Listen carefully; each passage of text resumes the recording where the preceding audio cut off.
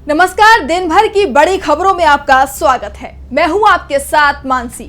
आज इस बुलेटिन में बात होगी मोदी सरकार को लेकर राहुल गांधी के बड़े दावे की, ईवीएम पर अब बीजेपी की तरफ से उठे सवालों की।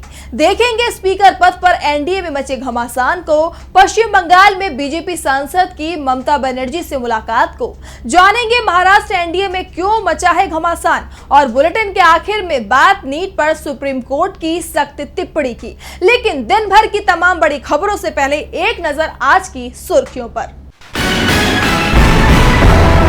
विधानसभा उपचुनाव के लिए कांग्रेस ने जारी की प्रत्याशियों की लिस्ट। हिमाचल प्रदेश की 1 और पश्चिम बंगाल की 2 विधानसभा सीटों के लिए प्रत्याशियों का किया ऐलान।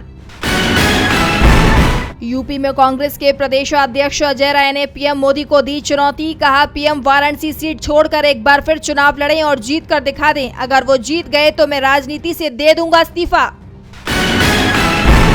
कंचनजंगा ट्रेन हादसे में घायल पैसेंजर ने मालगाड़ी के ड्राइवरों की शिकायत की। कहा, दोनों पायलट की लापरवाही से हुआ है एक्सीडेंट। रेलवे 19 जून को करेगा जांच। और शेयर बाजार में तेजी, 308 अंकों की तेजी के साथ 77,301 पर बंद हुआ सेंसेक्स, तो 92 अंकों की तेजी के साथ 23,597 पर बंद हुआ निफ्टी।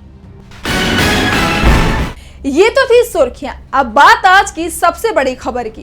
केंद्र की मोदी सरकार कितने दिन चलेगी, इस पर पहले दिन से ही सवाल उठ रहे हैं। और इस बीच कांग्रेस नेता राहुल गांधी ने बड़ा दावा कर दिया है। उन्होंने संकेत दिए हैं कि एनडीए में शामिल कई दल उनके संपर्क में हैं। और क्या कहा राहुल ने, जानने के लिए देखिए ये रिपोर्ट। कांग्रेस सांसद राहुल गांधी के खुलासे ने एनडीए खेमे में खलबली मचा दी है।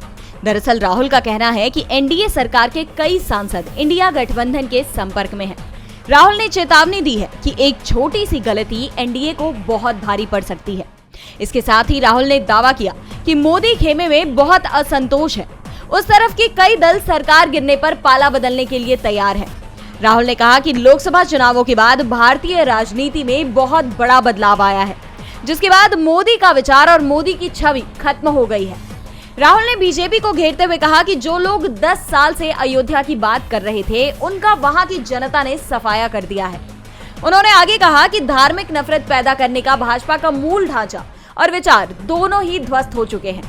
राहुल के इस बयान से बीजेपी और एनडीए के अंदर छटपटाहट तेज हो चली है। आपको बताते चले कि लोकसभा चुनावों में फैजाबाद यानी अयोध्या सीट पर बीजेपी के लल्लू सिंह को सपा उम्मीदवार अवधेश प्रसाद ने लगभग 55,000 वोटों के अंतर से हराया था। राहुल गांधी ने मोदी सरकार के जल्द ही गिरने का दावा किया है, तो दूसरी तरफ इंडिया में शामिल तमाम दल खुलकर दावा कर रहे हैं कि ये सरकार जनमत की चोरी से आई है, ईवीएम में धांधली के सहारे जीती है। लेकिन अब ईवीएम पर सवाल उठाने वालों में बीजेपी के नेता भी शामिल हो गए हैं और चुनाव आयोग एक बार फिर सवालों में घिरता दिख रहा है। तो क्या है पूरा मामला, देखिए ये रिपोर्ट। ईवीएम को लेकर विपक्ष तो पहले से ही मोदी सरकार और चुनाव आयोग पर हमलावर है, तो अब इसमें बीजेपी नेता का भी नाम शामिल हो गया है। आपको बता दें कि इस बार के चुनाव नतीजों के बाद कई विपक्षी प्रत्याशियों ने अपनी हार के लिए ईवीएम को जिम्मेदार ठहराया था। अब इस विरोध में बीजेपी के नेता भी कूद गए हैं। हम बात कर रहे हैं अहमदनगर से बीजेपी के हारे हुए प्रत्याशी सुजय राधाकृष्ण विखे पाटिल की। विखे पाटिल को शरद पवार की एनसीपी के नीलेश ज्ञानदेव लंके ने 28,929 वोटों से हराया है। और अब विखे पाटिल ईवीएम को अपनी हार का जिम्मेदार मान रहे हैं। इसे लेकर उन्होंने इलेक्ट्रॉनिक वोटिंग मशीन और वीवीपैट यूनिट के मेमोरी वेरिफिकेशन की मांग की है। इसके बाद ये साफ हो गया है कि विपक्षी नहीं बल्कि बीजेपी के नेता भी ईवीएम पर सवाल उठा रहे हैं। ऐसे कुल 10 उम्मीदवारों ने चुनाव आयोग का दरवाजा खटखटाया है और ये तस्वीर सिर्फ लोकसभा ही नहीं बल्कि विधानसभा में भी नजर आ रही है। पिछले दिनों ओडिशा में विधानसभा चुनाव हुए। यहाँ झारसुगुड़ा से बीजेडी की नेता दीपाली दास ने चुनाव लड़ा और मात्र 1265 वोटों से हार गई। गौरतलब है कि दीपाली इस सीट से पहले कई बार जीत दर्ज कर चुकी है। इसे लेकर दीपाली ने 13 मशीनों के सत्यापन की मांग चुनाव आयोग से की है। मतलब साफ है कि चुनाव लोकसभा का हो या विधानसभा का, ईवीएम में बड़े पैमाने पर हेरफेर हुई है। बीजेपी भले ही ईवीएम का खुलकर समर्थन करती हुई दिखती है, लेकिन अब तो बीजेपी के ही नेता ईवीएम में धांधली के आरोप लगा रहे हैं, और वो भी उस राज्य में जहां पहले से ही बीजेपी की सरकार है। बीजेपी के नेता ही ईवीएम पर सवाल कर रहे हैं, जिसने मोदी सरकार की परेशानी बढ़ा दी है। वैसे परेशानी तो इस समय लोकसभा स्पीकर के पद ने भी मोदी सरकार की बढ़ा रखी है। बीजेपी अपने पाले में ये पद रखना चाहती है, तो एनडीए के सहयोगी इसे बीजेपी को देने को तैयार नहीं है।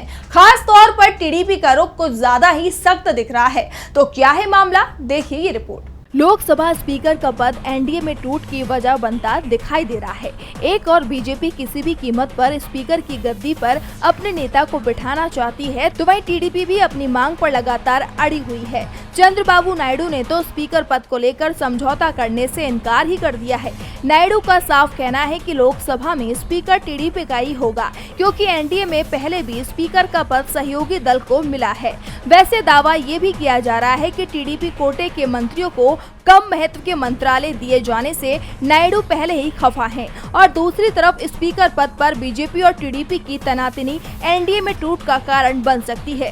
टीडीपी को मनाने का जिम्मा राजनाथ सिंह को सौंपा गया है, लेकिन राजनाथ सिंह को भी कोई सफलता मिलती नहीं दिख रही है। इस बीच टीडीपी की मांग को अब इंडिया गठबंधन का भी समर्थन मिल गया है। इंडिया गठबंधन का कहना है कि स्पीकर अगर टीडीपी का होगा तो वो उसे पूरा समर्थन देगी, और खुद इंडिया गठबंधन ने अपने लिए डिप्टी स्पीकर के पद की मांग की है। आपको बता दें कि नायडू के पास 16 सांसद हैं, और ये तय माना जा रहा है कि टीडीपी जहां जाएगी वहीं उसकी सहयोगी पार्टी जनसेना भी जाएगी, जिसके 2 सांसद हैं, यानी 18 सांसद एक साथ पाला बदलने की तैयारी में हैं। अगर नीतीश कुमार भी नायडू के साथ आ जाते हैं तो 30 सांसद एनडीए से अलग हो जाएंगे, जिससे एक झटके में एनडीए अल्पमत में आ जाएगी। 26 जून को स्पीकर के पद का चुनाव होना है, और ये तय माना जा रहा है कि बीजेपी अगर टीडीपी की मांग के आगे नहीं झुकती है तो 26 जून को ही एनडीए में टूट हो सकती है, जिससे बीजेपी के लिए स्पीकर पद तो दूर, सत्ता भी हाथ से पूरी तरह से फिसल जाएगी। टीडीपी लोकसभा स्पीकर की पोस्ट पर समझौते को तैयार नहीं दिख रही है, और ये भी माना जा रहा है कि स्पीकर की कुर्सी की ये लड़ाई एनडीए में बगावत का कारण बन सकती है। इस बीच बीजेपी के सांसदों की नाराज होने की खबरें भी आ रही हैं। हाल ही में टीएमसी सांसद ने बीजेपी के 3 सांसदों के पाला बदलने का दावा किया था। इसका सबूत आज दिखाई दे गया है। तो क्या है मामला, जानने के लिए देखिए ये रिपोर्ट। 26 जून को संसद के पहले सत्र में ही मोदी सरकार गिर जाएगी, ये दावा विपक्ष लगातार कर रहा है, और उनका दावा अब सच साबित होता हुआ नजर आ रहा है। मंगलवार को बीजेपी सांसद अनंत राय ने पश्चिम बंगाल की मुख्यमंत्री ममता बनर्जी से मुलाकात की। लोकसभा चुनाव 2024 के नतीजों में बीजेपी को पश्चिम बंगाल में तगड़ा झटका लगा है। नतीजों के बाद से ही बंगाल की मुख्यमंत्री काफी एक्टिव हो चुकी है, और इसी कड़ी में उन्होंने greater Cooch Behar people's association के नेता और बीजेपी के राज्यसभा सांसद नागेंद्र रे उर्फ अनंत महाराज से मुलाकात की है। दोनों नेताओं के बीच इस मुलाकात के कई मायने निकाले जा रहे हैं। चर्चाएं शुरू हो गई हैं कि क्या अनंत राय पाला बदलने की तैयारी में है, क्योंकि कुछ ही दिन पहले टीएमसी सांसद साकेत गोखले ने दावा किया था कि बीजेपी के 3 सांसद उनके संपर्क में हैं, जिसके बाद ममता बनर्जी की ये मुलाकात सामने आई है। अनुसूचित जाति से आने वाले अनंत राय का कूच बिहार, दिनाजपुर और जलपाईगुड़ी में काफी प्रभाव माना जाता है, और अगर ये चर्चाएं सच साबित हुई तो इसे बीजेपी के लिए जोरदार झटका माना जा रहा है, क्योंकि विपक्ष ऐसे कई नेताओं के पाला बदलने के दावे लगातार कर रहा है, और अगर ये सभी सांसद पलटी मार लेते हैं तो एनडीए सरकार 6 महीने भी मैदान में नहीं टिक पाएगी। हालांकि मुलाकात को लेकर अब तक कोई आधिकारिक बयान सामने नहीं आया है। बीजेपी के सांसद पाला बदलने की तैयारी में है, इसके संकेत लगातार मिल रहे हैं। तो पाला बदलने की कोशिश में उसके सहयोगी भी दिखाई दे रहे हैं। महाराष्ट्र एनडीए में तो जमकर टकराव की खबरें सामने आ रही हैं। साथ ही एनडीए में शामिल पार्टियों के नेता इंडिया में शामिल होने की तैयारी में जुटे हुए हैं, यानी एनडीए हर तरफ से कमजोर होता दिखाई दे रहा है।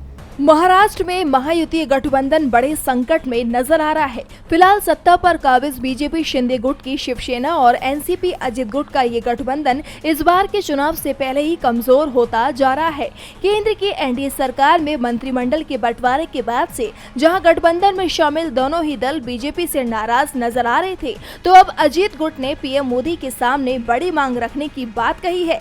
अजित पवार गुट के नेता छगन भुजबल ने कहा कि वो पीएम मोदी से देश देशव्यापी जाति जनगणना की मांग करेंगे। बता दें कि विपक्ष लंबे वक्त से जातीय जनगणना की मांग कर रहा है, जबकि मोदी सरकार इसके सख्त खिलाफ रही है। यहाँ तक कि बिहार के कास्ट सर्वे को लेकर बीजेपी ने कड़ी आपत्ति जताई थी और अब बीजेपी के सहयोगी दल ही विपक्षी मांग पर जोर दे रहे हैं। ऐसे में पार्टी में टकराव बढ़ने की आशंका जताई जा रही है। तो वहीं अजीत पवार की पार्टी के अपने विधायक भी पाला बदलने की कगार पर आ गए हैं। एनसीपी शरद गुट के विधायक और शरद पवार के पोते रोहित पवार ने भी बड़ा दावा किया है। रोहित का कहना है कि अजीत गुट के 19 विधायक उनके संपर्क में हैं और इस मानसून सत्र के बाद वो पाला बदलने के लिए तैयार हैं। फैसला पार्टी के मुखिया शरद पवार करेंगे। आपको बता दें कि ये दूसरी बार है जब रोहित ने ये दावा किया है, जिसके बाद महाराष्ट्र को लेकर सियासी गलियारों में चर्चाएं काफी तेज हैं। महाराष्ट्र में 6 महीने में ही विधानसभा चुनाव होने हैं, लेकिन चुनाव से पहले एनडीए की कमजोरी बीजेपी की चिंता बढ़ा रही है। तो दूसरी तरफ शेयर बाजार में 4 जून को हुई गिरावट को लेकर भी विपक्ष के तेवरों ने मोदी सरकार की चिंता बढ़ा दी है। इंडिया गठबंधन ने इसे लेकर मोदी शाह के इस्तीफे की मांग तक कर दी है। तीसरी बार प्रधानमंत्री बनने के बाद नरेंद्र मोदी इन दिनों विपक्ष के निशाने पर हैं। अभी जहां ईवीएम को लेकर एक बार फिर मोदी सरकार घिरी हुई है, तो वहीं अब मोदी सरकार पर स्टॉक मार्केट में बड़े घोटाले के आरोप लगे हैं। बता दें कि गठबंधन के नेता मंगलवार को सेबी कार्यालय पहुंचे। इस दौरान सेबी चेयरमैन माधवी पुरी से मिलकर सभी ने स्टॉक मार्केट में बड़े घोटाले की बात कहते हुए मामले की जाँच की मांग की।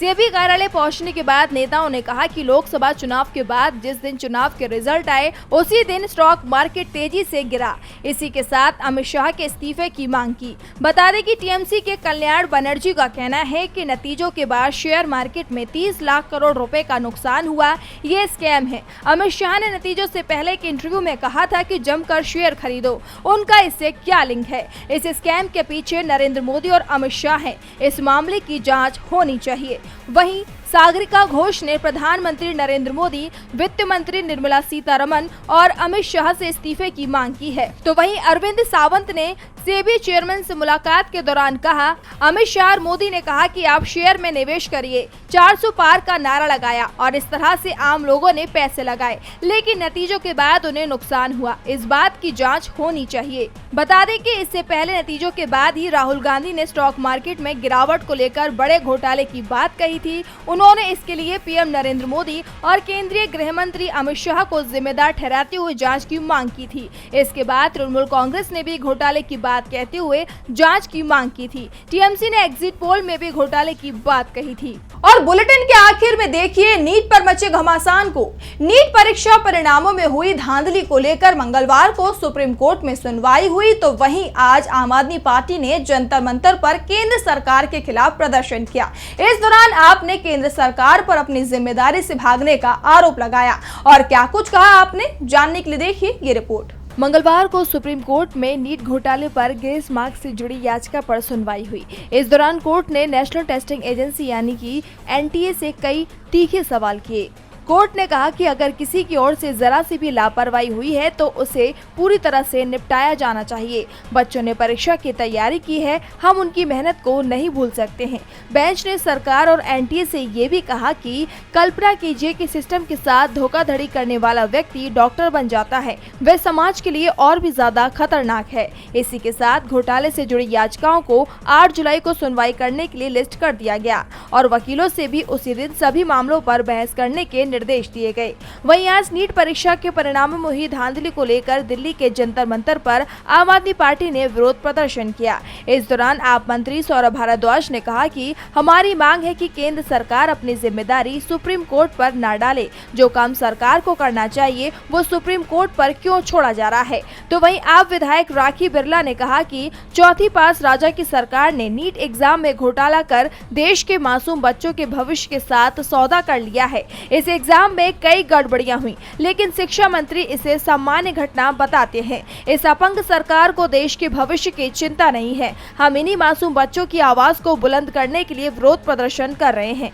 ये 10th, 11th, 12th के लाखों करोड़ों बच्चों के भविष्य का सवाल है और आप इन बच्चों की आवाज को मजबूती से उठाएगी। बता दें कि सुप्रीम कोर्ट में अब अगली सुनवाई 8 जुलाई को होगी। तो आज इस बुलेटिन में इतना ही। आप देखते रहिए डीबी लाइव। नमस्कार।